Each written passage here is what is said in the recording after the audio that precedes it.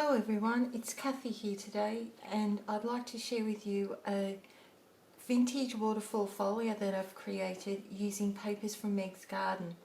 The collection that I've used is called the Forgotten Meadows Collection, and you can purchase it as a physical product or as a digital download. The beautiful thing about these papers are that there's some lovely florals, and for the front of my folio I've actually fussy cut some of the beautiful florals from 6x6 papers which I've incorporated into my design.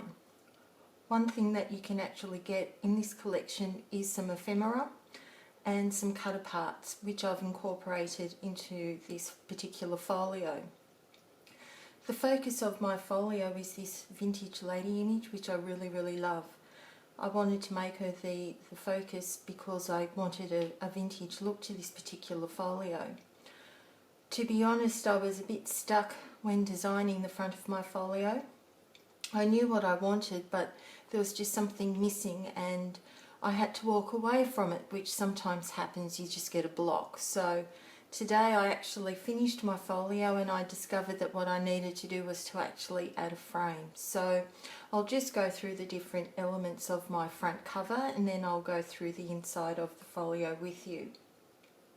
To create the front part of my cover, what I did was I started off with fussy cutting the papers.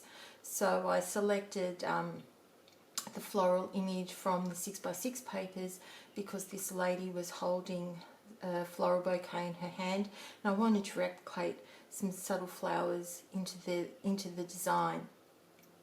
I have a prima doily that I cut using some papers from the collection which is laid in the background. I've used a Too Crafty chipboard frame. To create texture on my frame, what I did was I ran it through an embossing folder.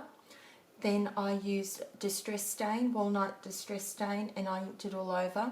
Then I used Versamark and I inked it up, and then I used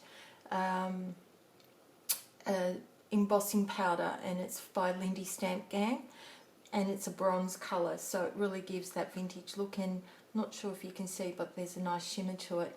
Just to dull it a little bit, I then dabbed some more of the distress stain over it just to pick up some of the lovely texture created from the embossing folder. That's a really easy way that you can add texture to a chipboard frame, just by running it through your die cutting machine and using any embossing folder that's got some texture. So you can really see the really nice delicate design that's gone through it, so it really gives it some texture and not be flat. Once I had done that, then I knew I was on my way to finishing off the front cover of my my folio. I also used a spellbinder's flower. I also used some more chipboard just to continue on the vintage look, and again I did the same treatment, but I didn't run it through the die cutting machine. I just embossed it with the same embossing powder, and I used some brads and some green tara flowers, which you can also get from Meg's Garden. I also added some flowers and some leaves and a bow here just to finish it off.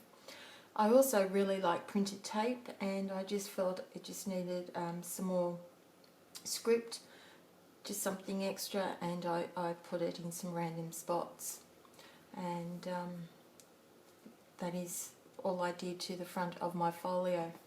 Inside the folio I used the floral papers, and I've used a combination of the strips that you get with Meg's Garden paper collections as well as 12x12 papers.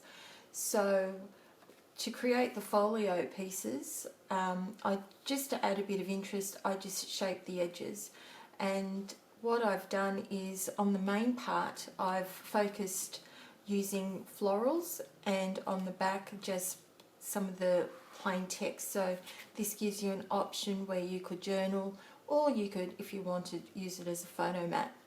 In the strips in between I added printed tape just to fill in the space. I used vintage photo distress stain to ink the edges of all of my papers as well. So just to give you a look through, I really love the purple. I love all the florals. They're so subtle and so beautiful. Really gorgeous papers.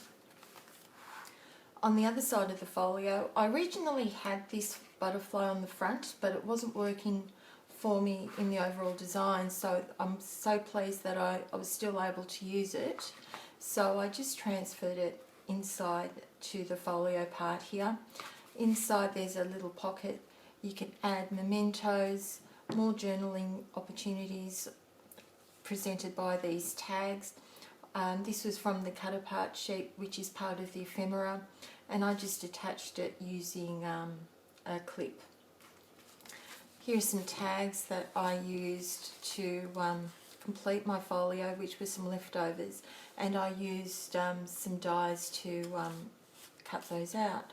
I also just added some hemp just to complete them. So beautiful, easy project to complete, and hope that you'll give this project a try. And once again, thanks so much for stopping by. Thank you.